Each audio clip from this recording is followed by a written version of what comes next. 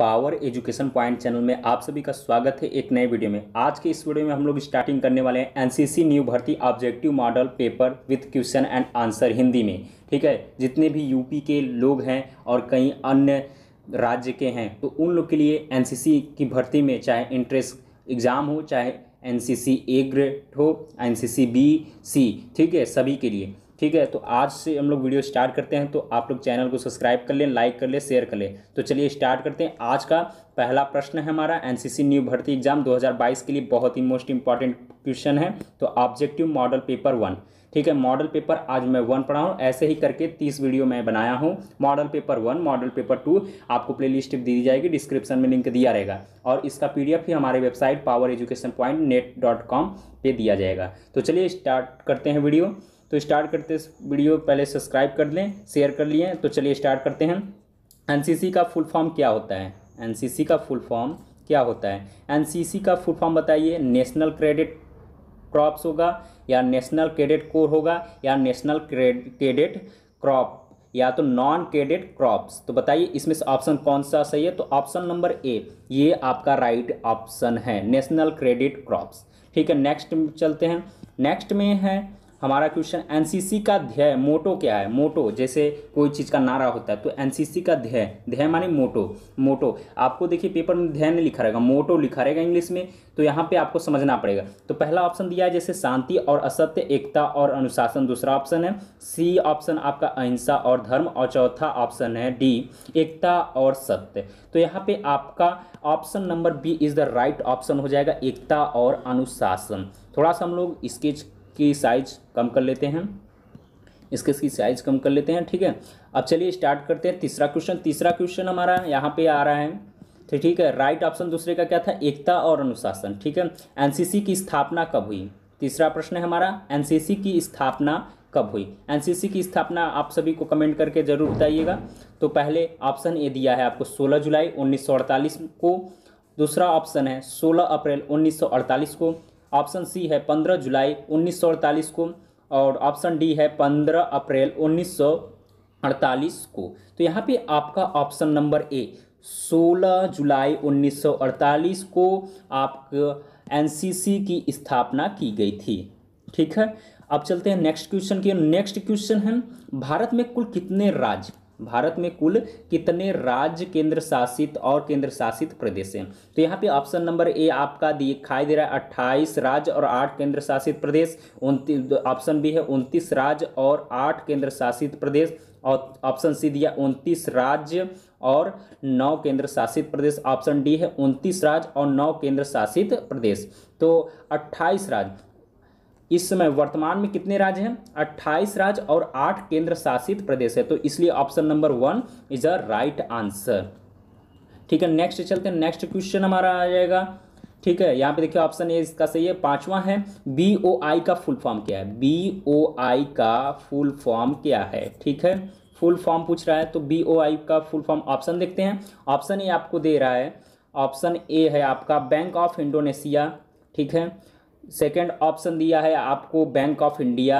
पहला ऑप्शन क्या दिया है? बैंक ऑफ इंडोनेशिया, दूसरा ऑप्शन दिया है बैंक ऑफ इंडिया और तीसरा दिया बोर्ड ऑफ इंडिया और चौथा ऑप्शन दिया है बैंकर्स ऑफ इंडिया। ठीक है, बैंकर्स ऑफ इंडिया दिया है। तो यहाँ पे से आपका ऑप्शन नंबर क्या हो जाएगा? Bank of India, bank of, यहाँ पे दिया option B is a right answer. BOI का full form bank of India होगा। चलिए नेक्स्ट क्वेश्चन की ओर चलते हैं। नेक्स्ट क्वेश्चन देखते हैं। नेक्स्ट क्वेश्चन क्या है हमारा? नेक्स्ट क्वेश्चन है, भारत के थल सेना के अध्यक्ष का नाम लिखिए। इस समय जो भारत के थल सेना के अध्यक्ष हैं उनका नाम लिखिए। तो पहला ऑप्शन दिया गया है आपको जनरल बिपिन रावत। ठीक है, थल सेना का लिखना है यहाँ पे, थल सेना का। ठीक है, इसमें 2 होते हैं, देखिए 3 होते हैं, थल, वायु और नीर। ठीक है, तो यहाँ पे आपको देखना है, पहला ऑप्शन दिया गया है जनरल बिपिन रावत, दूसरा है जनरल मनोज पांडे। ठीक है, ऑप्शन सी दिया है श्री राजनाथ सिंह, ऑप्शन डी आपको दिया है जनरल गुरु वीरपाल सिंह। तो यहाँ पे ऑप्शन आपका बी जनरल मनोज पांडे थल सेना के अध्यक्ष हैं वर्तमान में। ठीक है, आगे चलते हैं नेक्स्ट क्वेश्चन की ओर। नेक्स्ट क्वेश्चन है 7वां हमारा, जलियांवाला बाग हत्याकांड कब और कहाँ हुआ था। इतना तो आप लोग मालूम होगा कहाँ हुआ था, अमृतसर में, पंजाब जिले के अमृतसर गांव में हुआ था। ठीक है, तो यहाँ पे ऑप्शन बताना है कब हुआ था, किस तारीख को हुआ था। ठीक है, ये भी देखना है। ठीक है, अब देखते हैं ऑप्शन कौन कौन सा। 13 अप्रैल 1919 पहला ऑप्शन सही है कि रॉन्ग है, कमेंट करके जरूर बताइएगा। तो ये राइट आंसर है। ठीक है, 13 अप्रैल 1919 में हुआ था अमृतसर में। ठीक है, ऑप्शन ए आपका राइट हो जाएगा। जलियांवाला हत्याकांड कहाँ हुआ था, अमृतसर में, और किस तारीख को हुआ था, 13 अप्रैल 1919 को। चलते हैं नेक्स्ट क्वेश्चन की और। नेक्स्ट क्वेश्चन है भारत के पहले राष्ट्रपति कौन थे।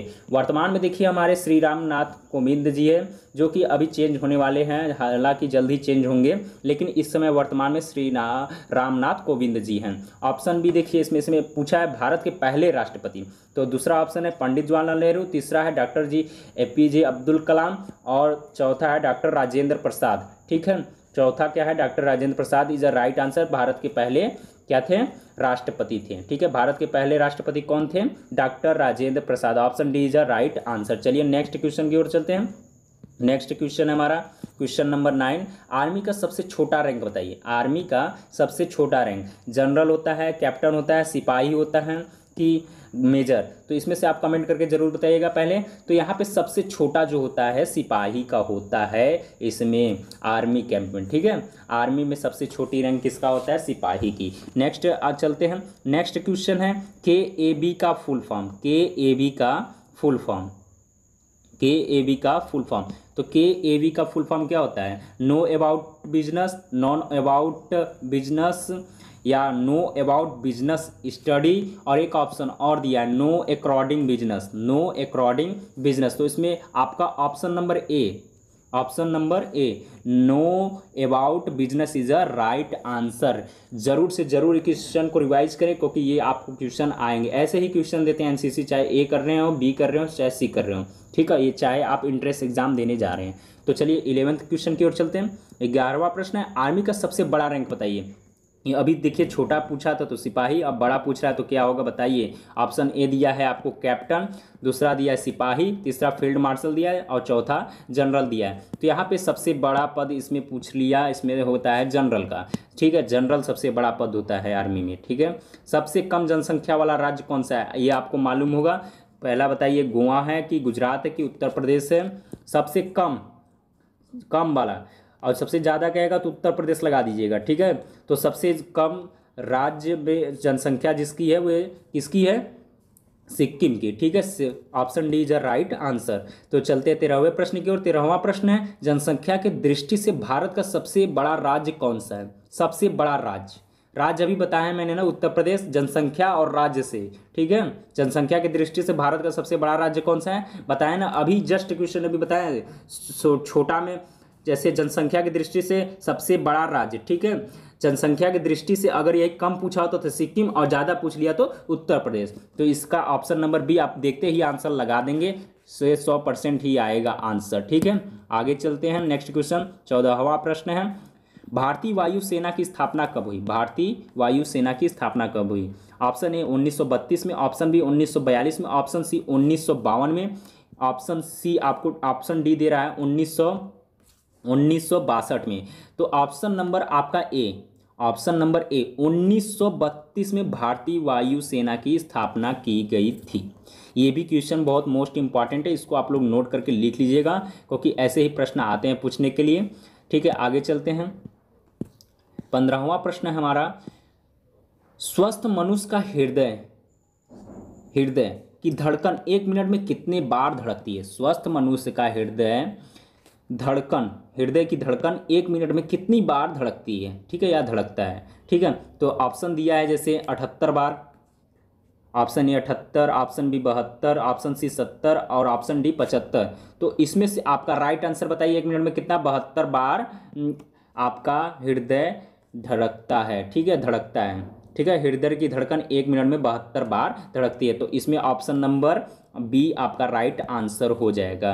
ऐसे ही क्वेश्चन पूछे जाते हैं, ठीक है। इसरो का पूरा नाम, ये बहुत ही मोस्ट इंपॉर्टेंट क्वेश्चन है, ठीक है, एकदम मोस्ट है, इसको लगा लीजिए मोस्ट। मैं इसको रेड कलर से कर दे रहा हूँ, रेड कलर से। ये बहुत ही मोस्ट इंपॉर्टेंट क्वेश्चन है, इसरो का पूरा नाम, ठीक है। तो मैं बताना चाहता हूँ, ऑप्शन आपको 4 दिए गए हैं। तो ऑप्शन ए आपका इंडियन स्पाइस रिसर्च ऑर्गेनाइजेशन, ये कभी नहीं होगा, ठीक है। स्पाइस माने मसाले, ये तो कभी नहीं होगा, ठीक है। सेकेंड ऑप्शन देखते हैं, इंडियन स्पेस रिकॉर्ड ऑर्गेनाइजेशन, ना रिकॉर्ड भी नहीं होगा, यहाँ पे रिकॉर्ड कर दिया, रिकॉर्ड भी नहीं लेता, ठीक है। ISRO Indian space research organisation, ये देखिए रिसर्च खोज करता है इंडियन रिसर्च, इसरो देखिए इसरो, ठीक है।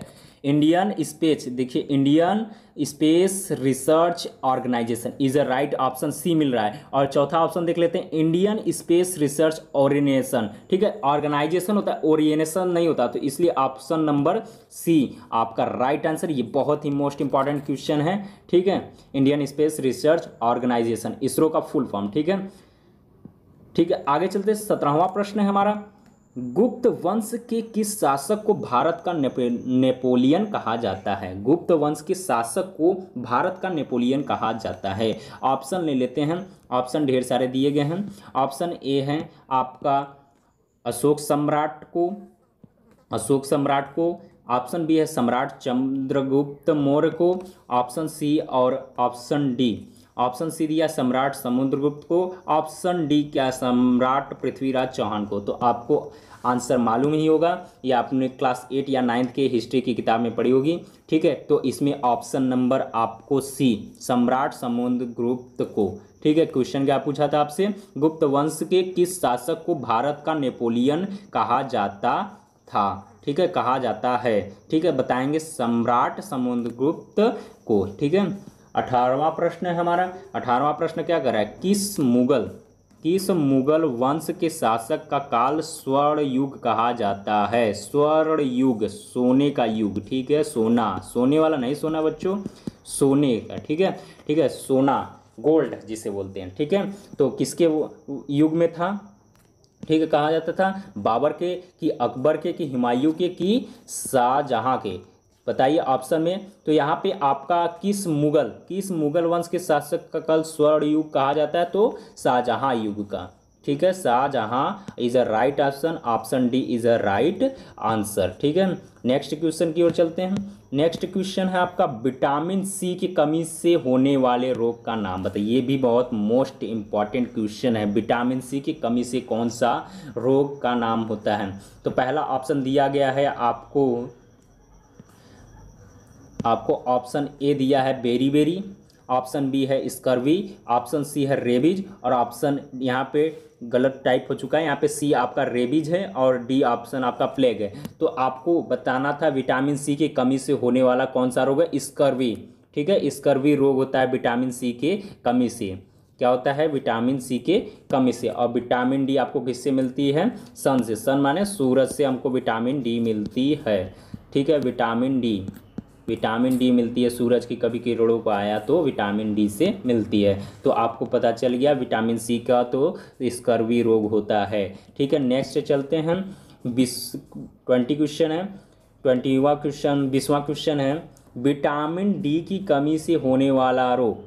अभी मैंने बताया विटामिन डी के बारे में, ठीक है। विटामिन डी आपको सन से मिलती है, तो इससे कौन सा रोग होता है, ठीक है। रोग, विटामिन डी की कमी से होने वाला रोग, पहला ऑप्शन दिया है रेबीज, दूसरा स्कर्वी तो आपका विटामिन सी से हो गया। और सूखा रोग विटामिन डी से होता है कि नहीं? ऑप्शन डी देख लेते हैं, बेरी भी ऑप्शन दिया है, ठीक है, बेरी। तो यहाँ पे आपका ऑप्शन विटामिन डी की बात की है, तो विटामिन डी में आपको सूखा रोग होगा, सूखा रोग होता है, ठीक है। आगे चलते हैं, नेक्स्ट क्वेश्चन 21वां प्रश्न होता है। 21वां प्रश्न है हमारे शरीर में जल कितने प्रतिशत होता है? ये बहुत ही मोस्ट इंपॉर्टेंट है, मैं इसको रेड कलर से कर देता हूँ। ये एकदम मोस्ट इंपॉर्टेंट क्वेश्चन है, ये पूछा भी जा सकता है इस बार, ठीक है। हमारे शरीर में जल कितने प्रतिशत होते हैं? पहला ऑप्शन दिया है 80%, बी ऑप्शन दिया है 50%, सी ऑप्शन है 60% और डी ऑप्शन है 70%, ठीक है। बहुत ही मोस्ट इंपॉर्टेंट क्वेश्चन है। आगे चलते हैं नेक्स्ट, तो इसमें आपको 70% हमारे शरीर में स्वस्थ मनुष्य के 70% पानी होता है। क्या होता है? 70% जल होता है। ठीक है, आगे चलते हैं। 21वां प्रश्न, option D is a right answer. 70% भी बोल सकते हैं। ठीक है, WHO का पूरा नाम, WHO का पूरा नाम, WHO का पूरा नाम बताना, ये भी बहुत ही मोस्ट इम्पॉर्टेंट है। तो चलिए देखते हैं। तो मोस्ट इम्पॉर्टेंट है, तो पहला ऑप्शन दिया है वुमेन हेल्थ ऑर्गेनाइजेशन। वुमेन के लिए केवल तो हो नहीं सकता ऑर्गेनाइजेशन कोई भी। वर्ड वर्ड ये भी हो सकता है। ये देखिए वर्ड वर्ड पूरे लोग के लिए हो सकता है, इसलिए हमको लग रहा है option B is a right answer. ठीक है, वर्ल्ड हेल्थ ऑर्गेनाइजेशन। और ये तो नहीं हो सकता वर्ल्ड हेल्थी सभी लोग नहीं हो सकते। ठीक है, और इसके बाद ऑप्शन डी जैसे दिया गया है वर्ल्ड हेल्थ ऑर्थोडॉक्स हड्डियों के डॉक्टर, ये भी तो नहीं हो सकते। तो इसलिए option B is a right answer क्या हो जाएगा? वर्ल्ड हेल्थ ऑर्गेनाइजेशन, WHO का फुल फॉर्म है। नेक्स्ट क्वेश्चन चलते हैं, इसमें ऑप्शन नंबर आपका B is a right answer हो जाएगा। अब देखते हैं कारगिल युद्ध कब हुआ था। कारगिल विजय दिवस कब मनाते हैं? कारगिल विजय दिवस कब मनाते हैं? ऑप्शन ए आपका 16 दिसंबर, ऑप्शन बी 24 जुलाई, ऑप्शन सी 26 जुलाई को, और अन्यथा 26 दिसंबर को। तो यहाँ पे आपका 26 जुलाई को कारगिल विजय दिवस मनाते हैं। Option C is a right answer. Next question की ओर चलते हैं। नेक्स्ट क्वेश्चन आपका 24वां प्रश्न, भारत के पहले उपराष्ट्रपति कौन थे? भारत के पहले उपराष्ट्रपति कौन थे? तो पहले उपराष्ट्रपति कौन थे? तो इनका ऑप्शन है doctor S Radhakrishnan, option B है doctor Rajendra Prasad, option C है वेंकैया नायडू, ऑप्शन डी है डॉक्टर APJ अब्दुल कलाम। तो आपको मालूम होगा पहले उपराष्ट्रपति, ठीक है, उपराष्ट्रपति डॉक्टर एस राधाकृष्णन जी थे। ठीक है, आगे चलते हैं। नेक्स्ट क्वेश्चन की ओर रहता है 25, सबसे ज़्यादा साक्षरता वाला राज्य कौन सा है? ठीक है, पढ़ा लिखा शिक्षित क्षेत्र। ठीक है, सबसे ज़्यादा, ठीक है, राज्य कौन सा है? यहाँ पे दे रहा है बिहार ऑप्शन, केरल दे रहा है, ऑप्शन सी उत्तराखंड, और ऑप्शन डी दिल्ली। तो यहाँ पे आपका सबसे विकसित देश जो है, विकसित राज्य है केरल है। ठीक है, साक्षरता की दर से। ठीक है, और अब देखते हैं 26 क्वेश्चन है।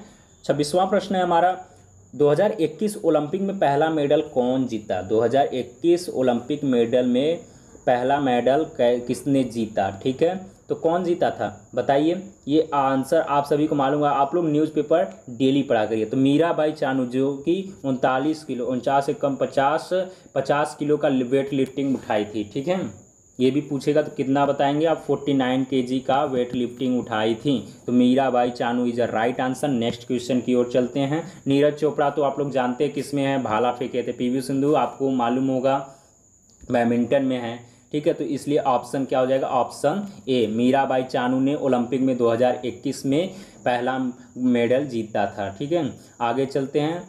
सिल्वर मेडल में भी, गोल्ड मेडल नहीं जीती थी मीराबाई चानू। ठीक है, अब 27वां प्रश्न है, भारत का राष्ट्रीय पक्षी का नाम। ये बहुत ही सरल है, आप लोग कमेंट करके जरूर बताइएगा। तो ये इसमें आपको मालूम होगा मोर भारत का राष्ट्रीय पंछी मोर होता है। ठीक है, भारत का राजकीय प्रतीक क्या है? अशोक चक्र है, तिरंगा झंडा, अशोक का पेड़। राजकीय प्रतीक जो आपको सिक्के में देखोगे, अशोक स्तंभ है कि अशोक का पेड़ है कि तिरंगा झंडा, अशोक चक्र। कमेंट करके जरूर बताइएगा इसका भी। तो यह आपका अशोक स्तंभ, जो अशोक स्तंभ है वे दिल्ली में स्थित है और भारत का राजकीय प्रतीक भी है। 29वां प्रश्न चलते हैं। भारत का राष्ट्रीय गीत आप लोग बताइए। जनगण मनगण है कि ऑप्शन बी वंदे मातरम की सारे जहां से अच्छा, कि ऑप्शन नंबर डी ए मेरे वतन के लोगों। तो वो option B is a right answer. Option B आपका वंदे मातरम भारत का राष्ट्रीय गीत है। ठीक है, भारत का राष्ट्रीय गीत क्या है? वंदे मातरम। 30वां प्रश्न है, भारत के पहले रक्षा मंत्री कौन थे? वर्तमान में तो राजनाथ सिंह हैं, और वर्तमान में देखिए, ये वर्तमान में अगर पूछेगा तो राजनाथ सिंह। अब इस समय पूछ रहा है, भारत के पहले पूछ रहा है। ठीक है, तो यहाँ पे पहले, तो यहाँ पे देखिए निर्मला सीतारमण क्या है आपकी केंद्रीय मंत्री हैं। ठीक है, और केंद्रीय वित्त मंत्री हैं। और सरदार बलदेव सिंह, बताइए, सरदार बलदेव सिंह का नाम अभी आपने नहीं सुना, तो यही पहले हमारे रक्षा मंत्री थे, सरदार बलदेव सिंह। जनरल मनोज मुकुंद नरवणे, ये कौन है जानते हैं ना आप लोग? थल सेना के अध्यक्ष, अभी बताए थे, जनरल मनोज पांडे भी बोलते हैं। ठीक है, विजय दिवस कब मनाते हैं? विजय दिवस कब मनाते हैं? 31 प्रश्न, ये भी मोस्ट इम्पॉर्टेंट है, बहुत ही मोस्ट इम्पॉर्टेंट प्रश्न है। विजय दिवस कब मनाते हैं?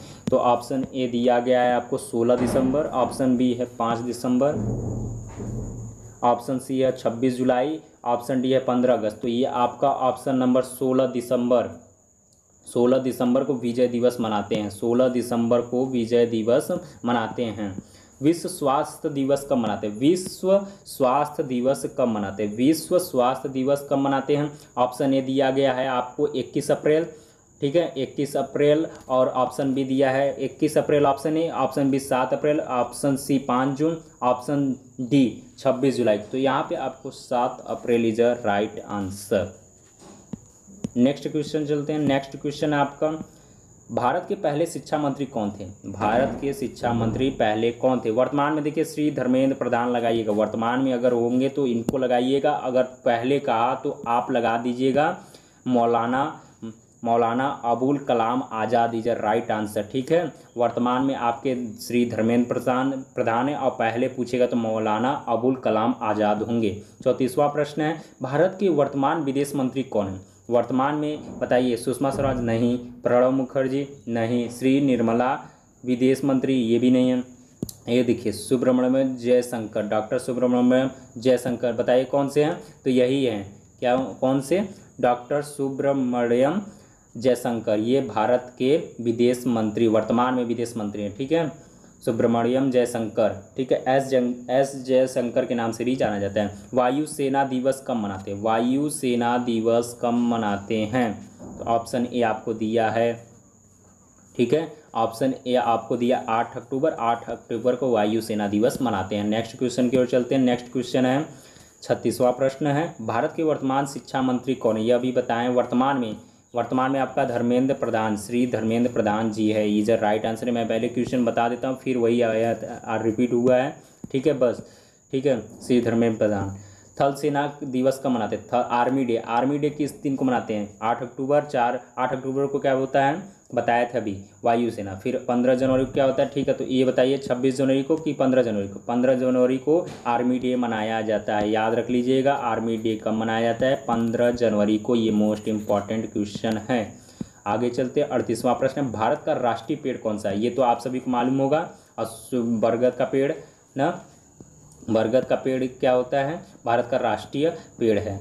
इनकलाब जिंदाबाद का नारा किसने दिया? भगत सिंह ने, कि सुभाष चंद्र बोस ने, कि लाल बहादुर शास्त्री ने, कि महात्मा गांधी ने? ठीक है, इनकलाब जिंदाबाद का नारा भगत सिंह ने दिया था। इनकलाब का नारा भगत सिंह ने दिया था। Bhagat Singh is the right answer. अब आगे चलते हैं। आगे प्रश्न है हमारा 40वां प्रश्न दिया है, दिल्ली चलो। दिल्ली चलो का नारा किसने दिया?